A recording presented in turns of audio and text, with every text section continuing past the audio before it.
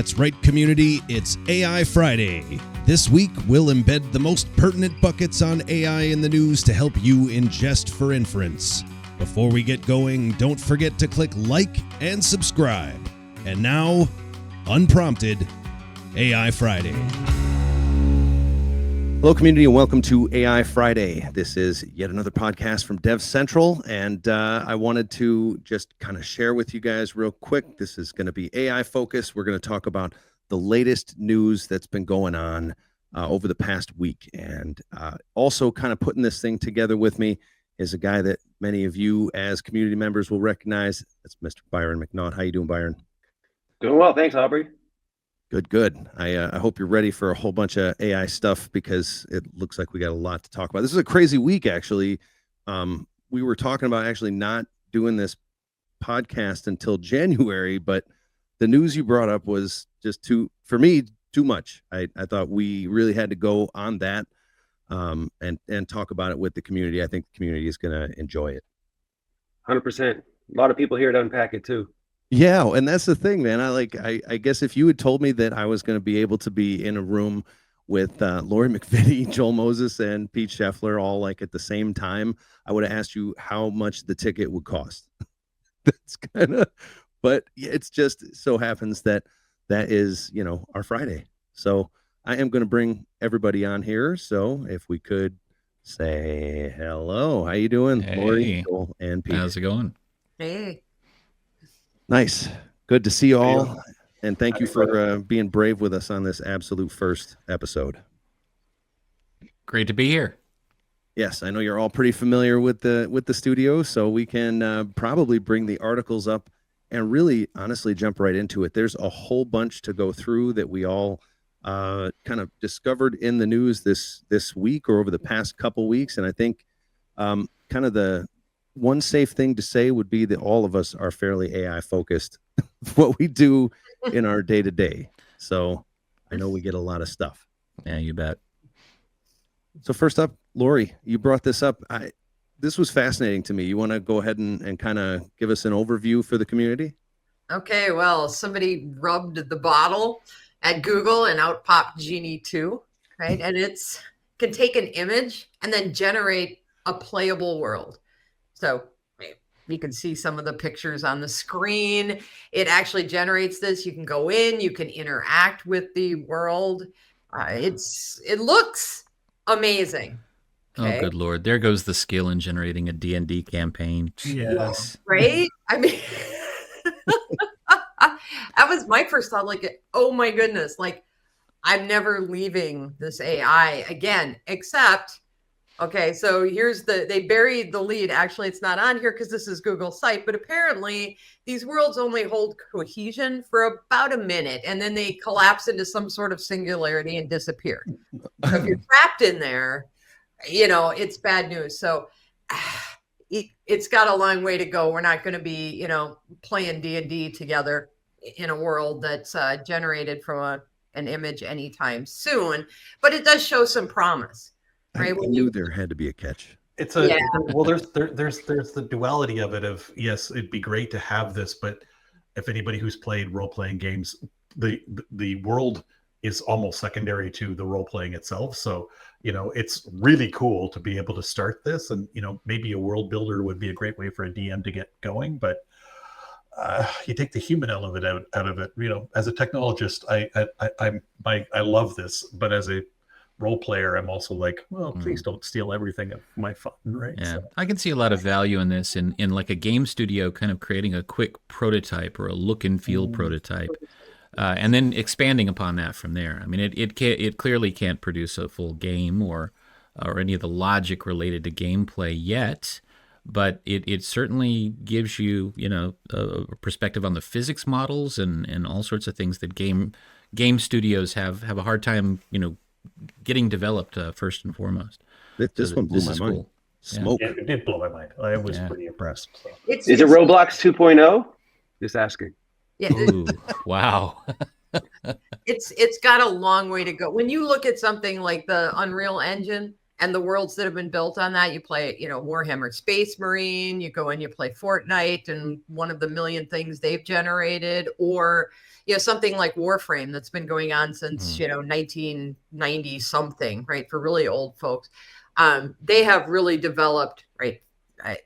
Physics, right? The look, the feel, right? The interaction. It's amazing what they can do with that. And then when you look at it, I look at this and I'm like, okay, but how's that going to perform? Right? It was generated by an AI, and how's it going to update when I start interacting with Joel? Right? And we start having a sword fight in the middle of nowhere, and then somebody's wizard shows up and throws a fireball. The performance, the lag is going to be worse than an end game in Fortnite. It just really is. It's not going to be pretty. Okay. So I worry about that being actually feasible in these for quite some time. To me, it got into like training, right? Like I'm thinking, as I read this, I'm thinking about, boy, you could, possibly, let's say you base the world off of not something fictional or made up, but, base it off Google Maps, that kind of thing. Ingest the entire world, and okay, what is it going to be like if we go into, this mountain range and whatever? What kind of things are we going to need to bring, et cetera? Like I think you could really get some value out of what's already there. The other thing that blew my mind was like how much the Matrix this is. And look, I think it's funny. Open the blue door, open the red door. Yeah. I did it.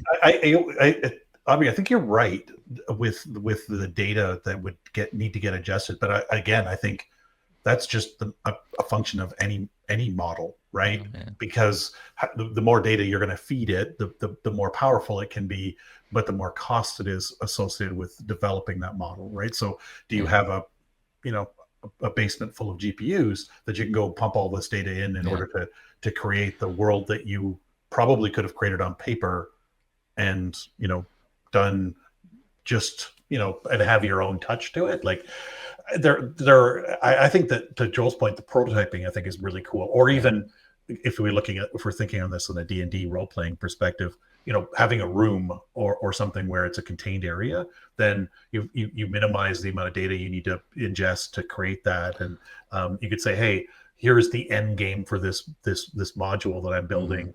Build a room for me and make it, and you could walk around the room and capture that data. And that would be probably fairly easy to do, but building a whole world,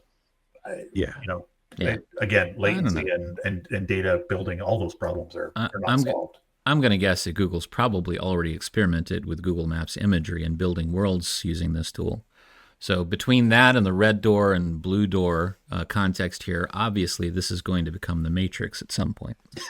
Yeah, Aubrey brings up a good point. Like, did it come from the Matrix, and does this get into copyright and the lack thereof, and just being able to riff on anything that's ever been produced, right? Well, that's a difficulty with a lot of these AI systems to begin with. You don't necessarily know what composed the model to begin with.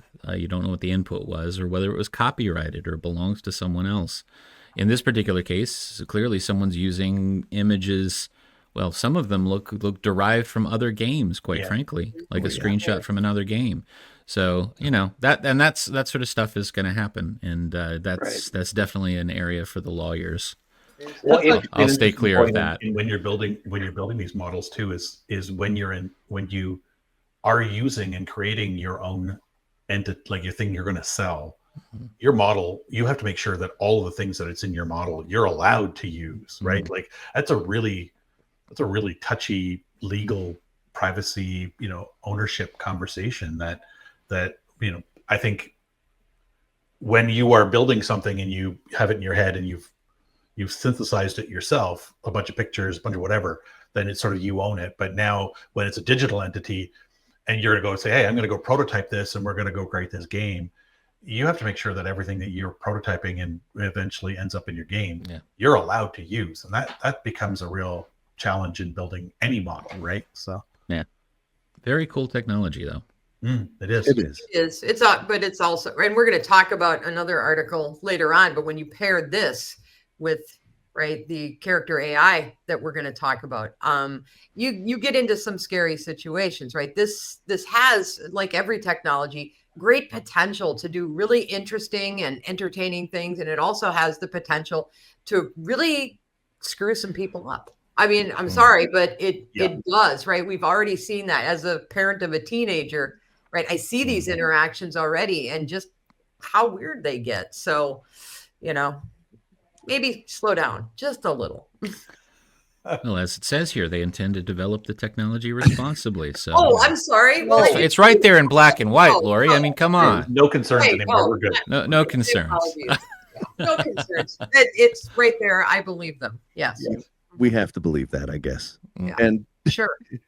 And I mean, I'm assuming that they're going to be responsible about this, unless, of course, they end up passing the coding over to artificial general intelligence, which, Byron, this is the one, right? You brought to me. This is a terrifying one. AGI, why don't you kind of line it up for us? Yeah, so Aubrey, you and I have riffed on this a few times in webinars and straw polls at events and whatnot. Is AI hype? Is it frenzy? Is it a revolution? Is it an apocalypse? You immediately said it's apocalypse. It's apocalypse. I kind of have been teetering between revolution and apocalypse, not to steal Joel's thunder, not that I could, but the whole double-edged sword, right? There's good and bad. But this is somewhat alarming, right? Because, AGI is sort of the assertion that it's not that the AI is better at some people or all people in a specialized task, right? Like something that you can train it and it's a high specialization. I don't know, some sort of manufacturing use case as an example. This is where it's better than all humans at all tasks. And that's pretty scary, right? So this is, when I unpack this, I think it's somewhat of a marketing ploy. They're sort of asserting that it's not better than any human at any task, but it's better than most humans at most tasks. So that's sort of their assertion. But some of the practical things that jumped out at me is, and I actually looked at some of the X posts about this in the supporting commentary, being able to upload a sketch of a data center and then have it help you build that data center, at least the design, right?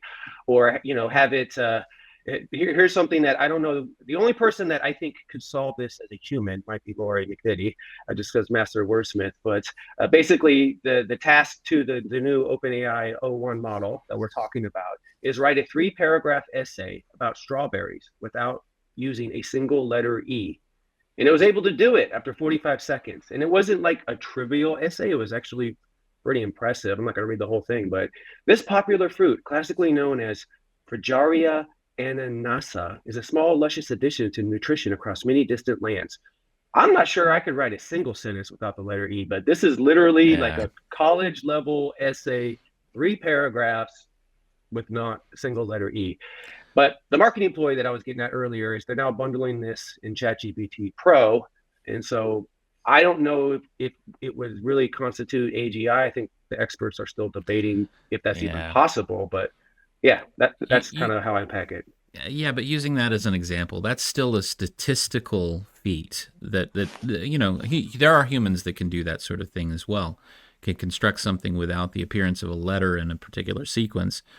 The systems that we have today, LLMs, are actually really good at doing things like that. Now, they're not as good at doing reasoning. So LLMs can do statistical tricks to help them communicate well. But AGI has to be something a little bit ahead of that. It has to be, not only does it use communication, but it actually applies a learning that it learns in context to something else and does something with it. And that's a much higher bar, a much higher bar. I've read all these articles about how OpenAI is claiming that AGI has been achieved, but I think the definition that they're using is simply not accurate. The classical definition for a lot of science fiction fans is it's commander data. Oh yeah, and we're a long way away from that, right? Not only someone who can communicate well and does everything precisely, but also can reason, can use rationale, and has some attachment to solving a problem that they've never seen before. A lot of these systems, because they are trained systems, don't necessarily have that capacity yet. Now, O1 claims to do that, and I think that's kind of where OpenAI is pushing their marketing to say things like this. But no, I don't think AGI has been achieved, and I think we're a fair bit off from that.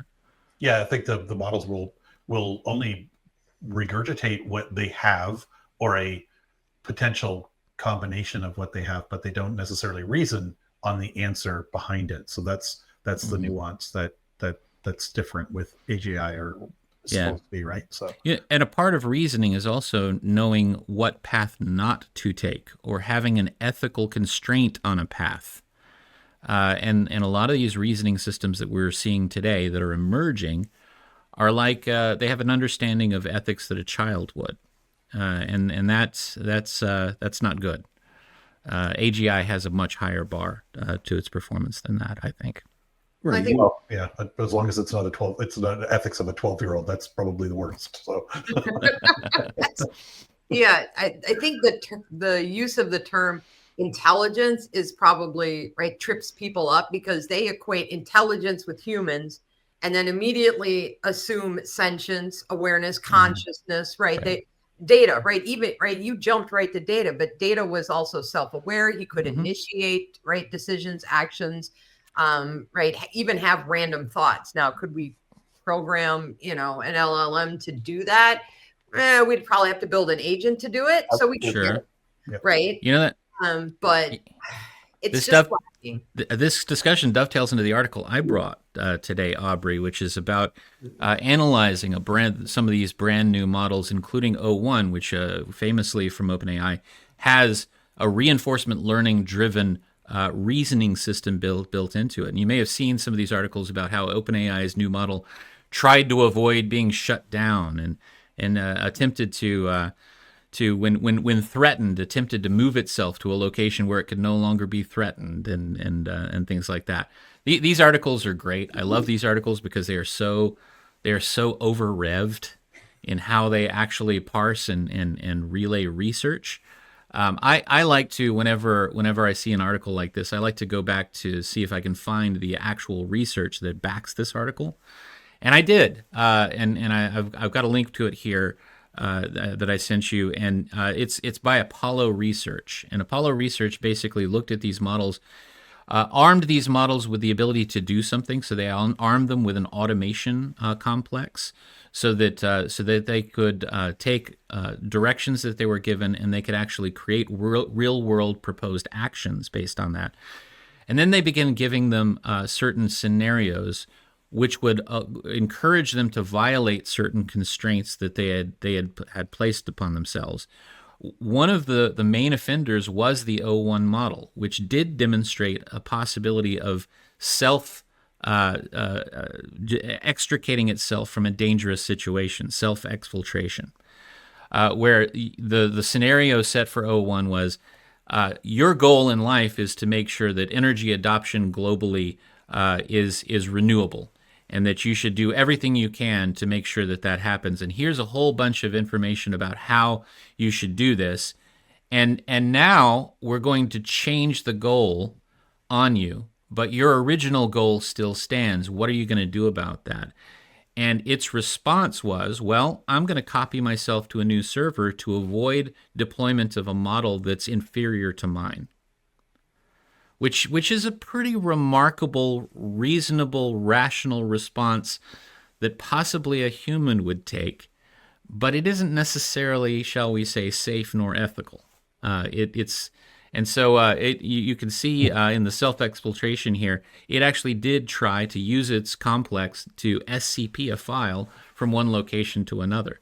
So that's remarkable behavior out of these models. I like Lori's explanation, though, honestly. It's just you want to go ask it. Okay, now based on this, right? Your actions. What sci-fi book were you trained on that you pulled this plot from? Right, to ask it, because LLMs are amazing, and this is a great demonstration of it at context and semantics and finding connected concepts. Yeah, I think it did a marvelous job of finding the right plots and actions in its training data to go, this is what I need to do. But did it consciously make that decision? Of course not. Right. And that's right. You mentioned ethics, and I was glad that you did, right? Because this demonstrates that, yes, 3-year-olds ethics, right? I'm going to lie, I'm going to cheat, I'm going to deceive in order to achieve my goal. So there's nothing, right, in that sense, holding it back. Yeah, it's pretty fascinating. Now, O1 in particular was capable of lots of different rationalizations, like oversight, subversion, self-exfiltration, goal guarding, protecting your goal even when you find that your goal is inaccurate, covert email re-ranking, sandbagging. A lot of behaviors were exhibited by O1 in particular, ahead of things like GPT-4o, Gemini 1.5, Llama 3.1, which is pretty interesting because O1 is, of course, famously the first LLM that has a self-reasoning, a reinforcement learning element strapped to it to try to encourage better responses or more accurate responses through chains of thought that occur when you do a prompt. And so it seems like the introduction of self-reasoning has introduced a little bit of bad behavior, which is the whole point of the article. It's okay. It's a little overblown. Calling this a mind-boggling escape of an AI system is very Hollywood. I'll grant that. It's not that, but it is a piece of behavior that we at the moment can't really explain adequately. I don't know. I had a mail server in 2003 that just refused to shut down. Its final uptime was like, when we yanked the plug, I swear to God, it was like 1,700 days. I could not believe it. Like, Aubrey, SynMail will do what SynMail will do. Okay. Right. Big IP doesn't go down either. I'm just saying. I have seen some very, very, very large uptimes on Big IP, to be honest. That is true. There was a website that had a tracking number for who had the longest uptime. It's funny. We had a contest in support on that very thing. When you got the QK view and you're like, it's 3,000 days. Like, everybody kind of partied. Nice. Well, that's that is an interesting one for me. The other thing I wanted to say real quick about Byron's article, the definition of most, right? They said better than most humans at most things, and it brings me to your data point. Imagine if your surgeon was just like a 60% surgeon. Like, he's better than most, but I think you don't want the 60% surgeon. What is that old joke? What do you call the last ranked graduate in a class full of medical doctors? You call him doctor. Doctor. Right. So yeah, most humans that's a pretty pale definition, I would say. Well, those subjective, like saying, well, it's faster. Well, yeah, if it took me 3 hours and it only took it 2 hours and 59 minutes, then it was faster, right? What does it actually mean? What magnitude faster is it? It seems like you're saying intelligence is a matter of degrees. Yes, that's why barbecue is the best degree, and I see none of you have that. I do not have the barbecue degree. So I would love a barbecue. Excellent point. Excellent point. And for anyone listening, Lori's title has BBQ at the end of it. It's fantastic. So you'll have to check out the video if you're only listening to it. We're going to move right along. I think we've got Pete. We're going to go agentic here a little bit. Project Mariner unveiled. You want to kind of tee this up? Yeah, so this is Google announced in Chrome or I guess enhancements for the Project Mariner, which is a Chrome-based agent. So it helps you fill forms and answer requests and stuff. I like this because I'll say it's cute. It's not there yet, right? Like, you have to be on the page. It's not an agent where it goes out and does stuff for you. You still have to be on the page and interact with the site and sort of wait for it to finish. And it's almost like if anybody used iMacros a while ago, it's kind of like, it's like AI macros. That's really all this is to me. So it's certainly interesting, and I think there'll be use cases for it. Maybe it's a place for people to step forward and build on. But as an agent, to me, it's a little lackluster, and I think it's also typical of what we're seeing. To Joel's point, we're seeing a lot of these articles being written at 11, right? So they're pretty dialed up and pretty the hype's exactly. Yeah. Laura, yeah. It's pretty fantastic, I think, the way they're writing them now. So I got this article that, oh cool, I'm gonna go check this out, and I was underwhelmed. But I do think the other interesting thing is, what is this going to mean for security tools? My security hat on, like, if I'm interacting with this device, with this agent intentionally, how does that, what does that mean for the tools that we've got that are trying to do, device and posture checking of a person? That's one thing. But if these agents are acting when I don't know they're acting, and so we've got compromised clients, what does that mean for security, and what does that mean for exfiltration? I mean, my wife was away for the week, and she came back and said, "Oh, my credit card got compromised," and I said, "Well, you never use your credit card anymore." She goes, "Yeah, I don't really know," and so I said, "Yeah, but you use it online, right?" And she goes, "Yeah." "Oh, I never thought it could be compromised online," right? Yeah, like yeah. it's like, do you don't know what my job is? It's like, yeah. I felt unseen there. Yeah. But that's a case where I think the agents, like you use an agent for good.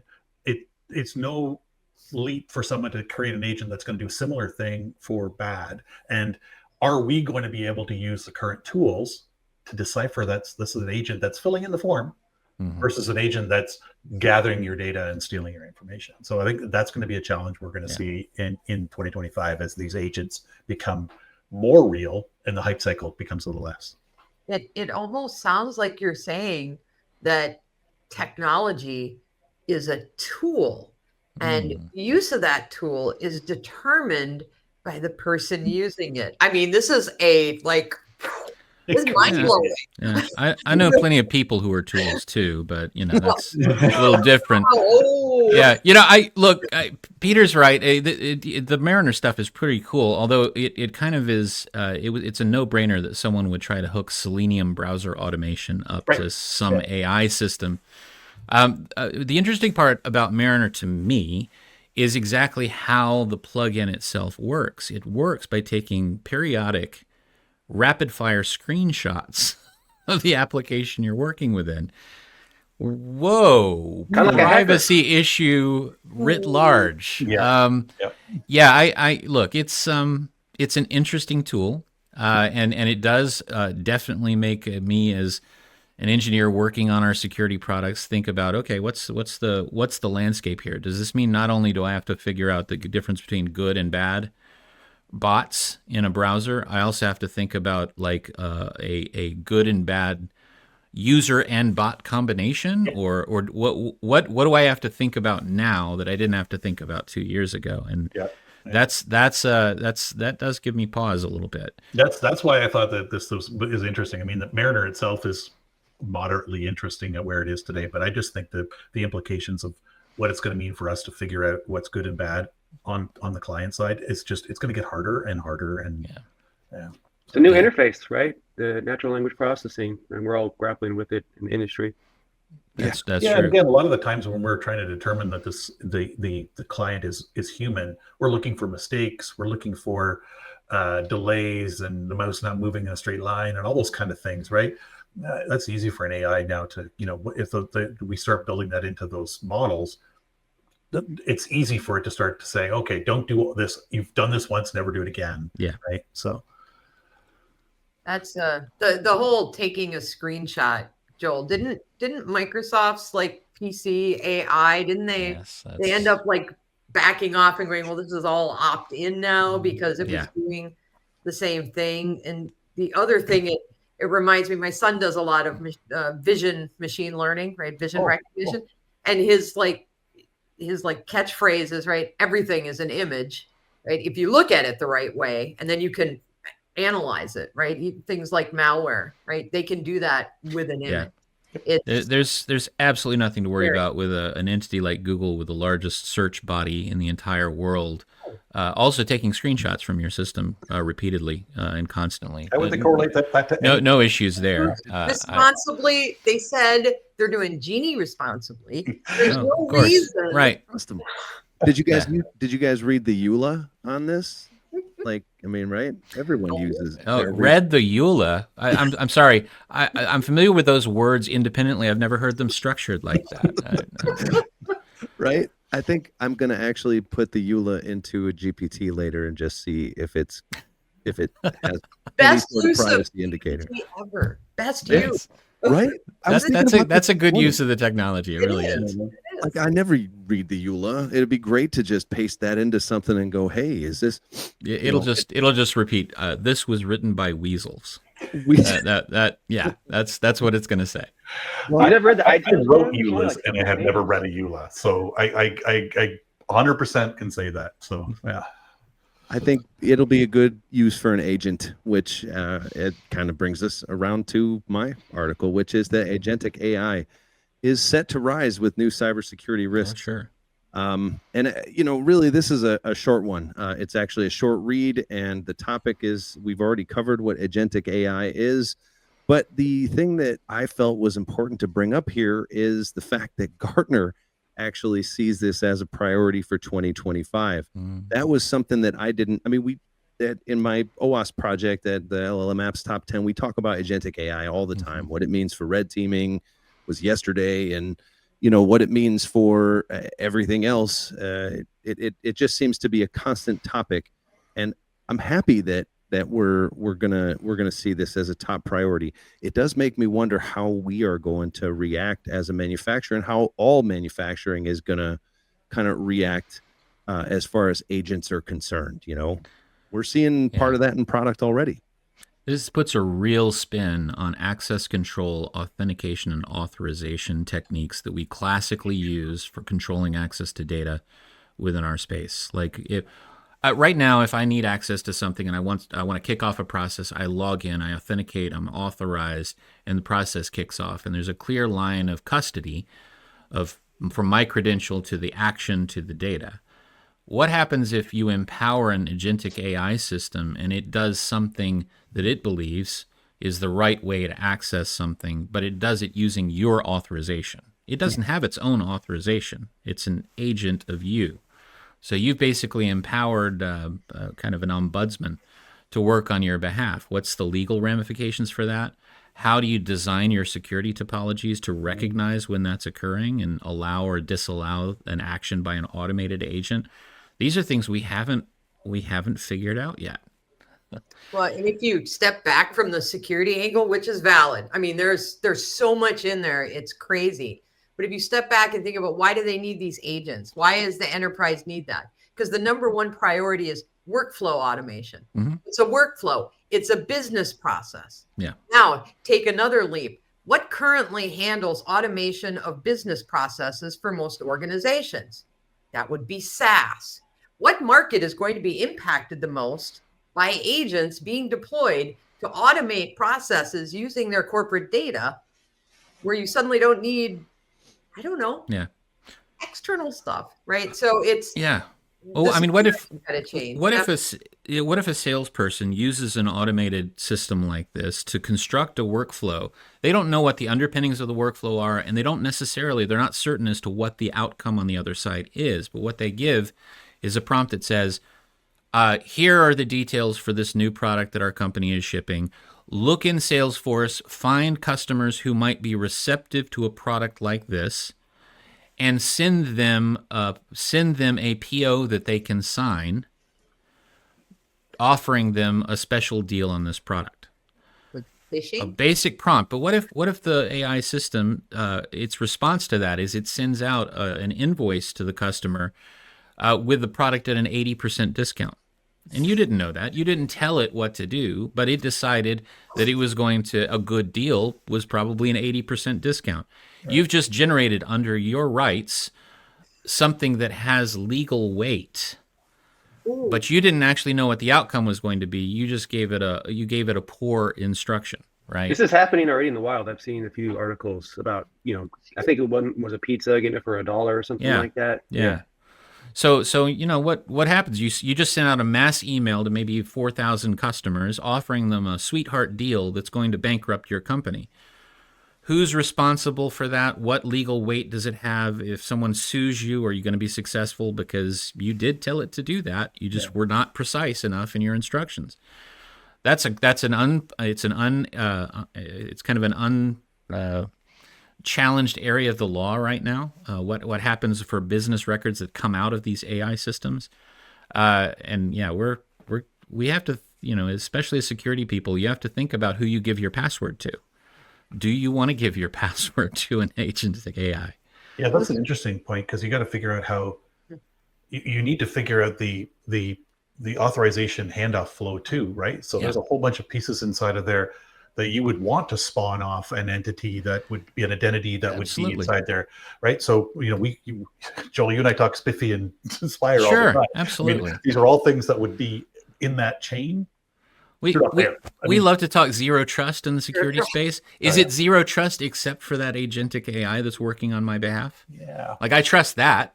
I don't think so. I really don't think so. So I don't trust myself, let alone my agents. So. We've got to figure out a way to use agentic AI, but also have some measure of oversight or checkpoint for some of these agentic systems, so that you understand the context under which they're managing the workflow. And I don't think the security industry solved for that yet.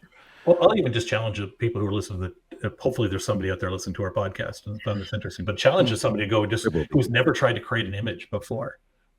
In ChatGPT or whatever tool you want, just try to go create the image and that you have in your head, and then when you type it out and ask the device, your agent, it does not. You miss so much in that, right? So to your point of good discount, here's my vision of what I want, and I tell it go create a star field with a spaceship. Well, I'm thinking I've got this mental image. It's going to be wildly different than what you expect. So that step, you really do need to be prescriptive in your request. Good communications leads to good outcome. And, it's interesting. We have a lot of positions being posted for things like prompt engineer. In my day, if you wanted to find somebody who could write clearly and concisely without ambiguity and with accuracy, you looked for somebody who was in a creative writing program. Lori's feeling seen right now. So. Right. So yeah.